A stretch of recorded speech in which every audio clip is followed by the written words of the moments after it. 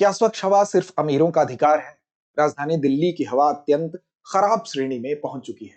यानी यह केवल अब पर्यावरणीय संकट नहीं, बल्कि एक सार्वजनिक स्वास्थ्य का गंभीर मसला बन चुकी है। अब ऐसे में इस गंभीर समस्या से निजात के लिए एक मशीन है जिसको हम एयर प्यूरिफायर के नाम से जानते हैं, जो कि हवा को शुद्ध करने का काम करती है।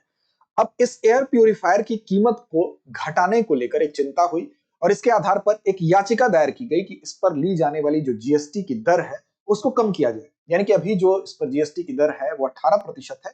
क्यों ना इसको सबसे मिनिमम स्लैब में रखते हुए 5% ही इस पर जीएसटी लिया जाए, ताकि ये आम लोगों की पहुंच में हो। अभी इसकी जो कीमत है वो 10 से 15 हजार के बीच में है, और अगर यह दर इस पर लागू होती है तो वो आम लोगों की पहुंच में होगा। अब इस पर हाईकोर्ट ने सुनवाई की और हाईकोर्ट ने केंद्र सरकार से जवाब मांगा है।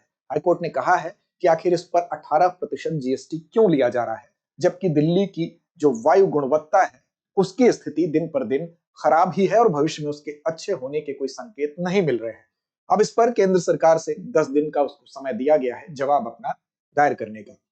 अब देखिए, यहां पर जवाब दाखिल से पहले आपको बता दें कि ये पूरा का पूरा मामला क्या था। तो मामला ये था कि कपिल मदान नाम के एक व्यक्ति थे जो कि पेशे से अधिवक्ता है। उन्होंने ये कहा कि एयर प्यूरिफायर वर्तमान संदर्भ में दिल्ली की वायु गुणवत्ता को देखते हुए कोई लग्जरी की वस्तु नहीं है, बल्कि ये एक प्रकार की क्या है, मेडिकल डिवाइस है। क्योंकि ये मनुष्य के स्वास्थ्य से जुड़ा मामला है तो इसको मेडिकल डिवाइस की श्रेणी में माना जाए। यानी कि अगर मेडिकल डिवाइस की श्रेणी में इसको मान लिया जाएगा तो उससे क्या होगा, उससे वर्तमान में इस पर लगने वाली जो जीएसटी की 18% की दर है वो कम करके 5% हो जाएगी, और इसी को लेकर याचिका दायर की गई। साथ साथ ये कहा गया कि एक्यूआई की स्थिति जो है दिल्ली की वो 300 प्लस है, यानी कि 310 है। कभी कभी ये उससे कहीं ज्यादा हो जा रही है, यानी कि वेरी पुअर कंडीशन, बहुत खराब स्थिति है, ये दर्ज की गई है। जिससे कि बच्चे हों, बुजुर्ग हों, या जो बीमार व्यक्ति है, विशेष तौर पर जो दमा से पीड़ित व्यक्ति है, जो हृदय रोगी है, उसके लिए ये गंभीर खतरे के तौर पर इसको बताया गया।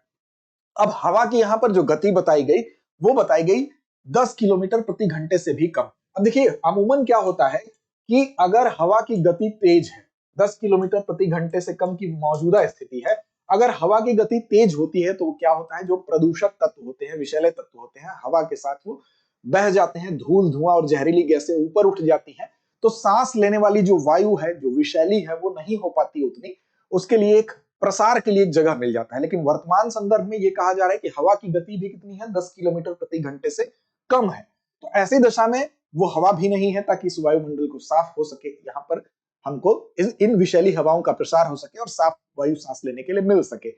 तेज हवा और बारिश की संभावना भी इन फ्यूचर अभी नहीं दिखाई दे रही है, ताकि अगर तेज हवा और बारिश होती है तो भी ये कंडीशन थोड़ी ठीक हो सकती थी।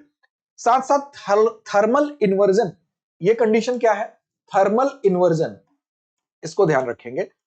अब देखिए, थर्मल इन्वर्जन की बात भी जाड़े में क्या होता है, अमूमन सामान्य परिस्थिति पहले समझ लीजिए। सामान्य परिस्थिति में यह होता है कि सूर्यातप यानी सूर्य का जो उसका प्रकाश है वो पृथ्वी के तापमान को बढ़ाता है। इसकी वजह से जो पृथ्वी के समीप की जो हवा होती है वो गर्म होती है, और गर्म हवा की प्रवृत्ति होती है कि वो ठंडी होती है। ठंडी मतलब वो हल्की होती है, और ठंडा ऊपर उठती है तो वो धीरे धीरे ठंडी होने लगती है। तो गर्म हवा गर्म होने के कारण हल्की होती है, इसलिए ऊपर उठने की प्रवृत्ति होती है। क्यों? क्योंकि पृथ्वी का धरातल जो है वो टेम्परेचर उसका ज्यादा होता है। लेकिन इस टाइम क्या होता है, उसका ठीक उल्टा होता है। अब जब वो गर्म हवा ऊपर उठती है तो अपने संग विषैले तत्वों को लेकर भी उठ जाती है, तो इसलिए हमारे सांस लेने के लिए जो कंडीशन है वो ठीक बनी रहती है। लेकिन इस समय दिल्ली के विशेष तौर पर अगर हम बात करें, आसपास जो धरातल है उसका तापमान बहुत कम हो जाता है। उसकी वजह से जो नीचे की हवा है वो ठंडी होती है, और ठंडी होने के कारण ठंडी हवा भारी होती है, वो बैठी हुई होती है। अब बैठी हुई हवा, भारी हुई हवा अपने साथ विषैले प्रदूषक तत्वों को लेकर बैठती है। इस तरह से हम ये भी देखते हैं कि आसपास इस थर्मल इन्वर्जन का जो परिणाम है वो हमारे लिए और विषैला वातावरण तैयार कर देता है। अब हवा अगर चलती तो भी इसका प्रसार होता, ये जो आवरण है ये हट जाता, लेकिन फिलहाल वो भी स्थिति नहीं है। तो इसलिए ये प्रदूषक ऊपर नहीं उठ पाते हैं। इस वजह से ये जो सारी की सारी कंडीशन है, इसको देखते हुए ये कहा जा रहा था इस दरमियान क्यों ना जो एयर प्यूरिफायर है, यानी कि वायु को शुद्ध करने की जो मशीन है, इस पर से जीएसटी को घटा दिया जाए। कोर्ट ने इस मामले पर गंभीरता से विचार किया है और सरकार से 10 दिन के अंदर जवाब भी मांगा है। तो इसलिए अगर इस पर जीएसटी कम करने का आदेश कोर्ट का होता है तो जाहिर तौर पर इसकी हम कह सकते हैं कि उपलब्धता आम आदमी के लिए भी थोड़ी आसान होगी, और आम आदमी भी साफ सांस, साफ हवा को अपने सांस के रूप में, प्राण वायु के रूप में ले सकेगा। तो ये पूरा का पूरा मामला था, ये खबर थी। आगे बढ़ेंगे, दूसरे पक्ष पर भी बात करेंगे, लेकिन उससे पहले आपके लिए खबर है कि दृष्टि आईएएस की तरफ से हम आपके लिए लेकर आए हैं बेहतरीन कोर्स। इस कोर्स का नाम है GS studio foundation live online course. इस कोर्स की सबसे आकर्षक चीज है इसकी कीमत, यानी कि 24,999 रुपए। और वास्तव में ये इसकी कीमत भी नहीं है, क्योंकि इस कोर्स को लेकर अभी आप अपनी बुनियाद मजबूत करेंगे और जब ऑफलाइन बैच में एडमिशन लेंगे तो ये पूरी की पूरी फीस आपकी उसमें एडजस्ट कर दी जाएगी। तो एक तरह से ये निःशुल्क कोर्स है। अब इस कोर्स के माध्यम से 14 महीने के अंदर आप अपनी जीएस की बुनियादी तैयारी प्रीलिम्स से लेकर मेंस तक कंप्लीट कर सकते हैं।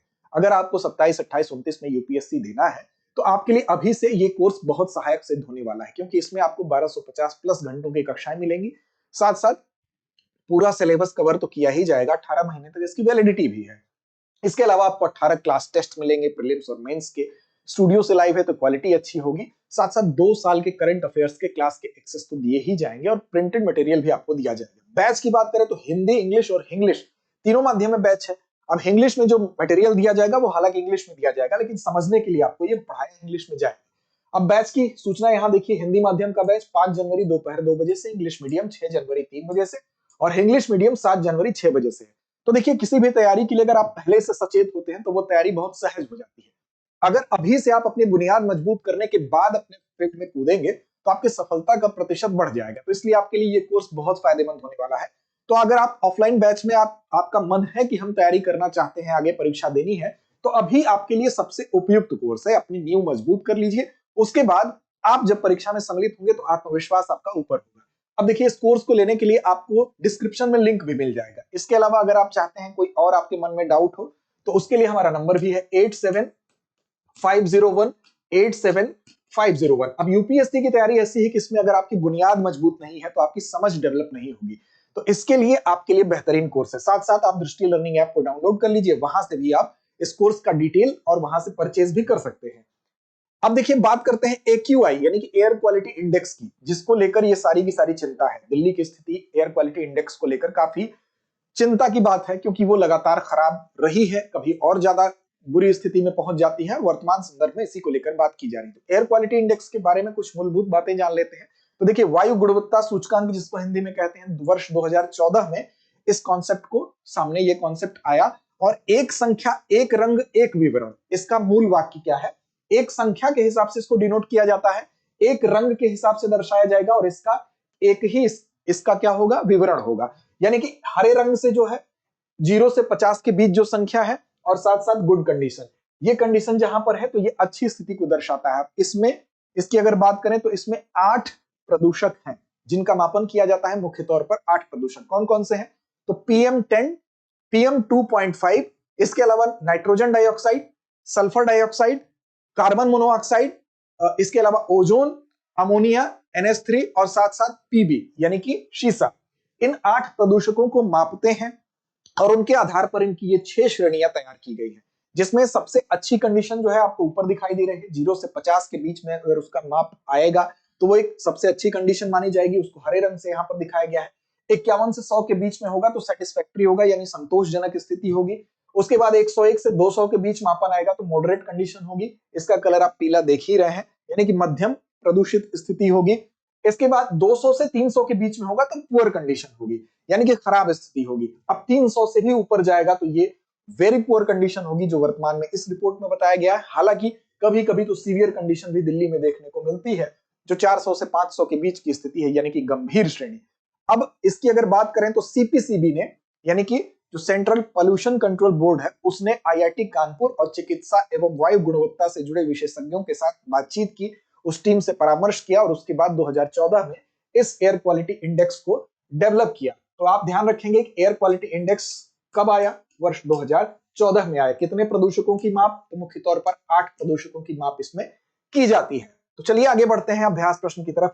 AQI के विकास में, यानी एयर क्वालिटी इंडेक्स के विकास में CPCB ने किस संस्था के साथ परामर्श किया? विकल्प आपके सामने है, IIT Delhi, IIT Bombay, IIT Kanpur या IIT मद्रास। तो इस प्रश्न का जवाब कमेंट बॉक्स में दीजिए। लड़ते रहिए अपने लक्ष्य की ओर, बढ़ते रहिए। Introducing Drishti IAS Everyday Wear, the casual jacket and the polo neck t-shirt, perfect for everyday and casual wear.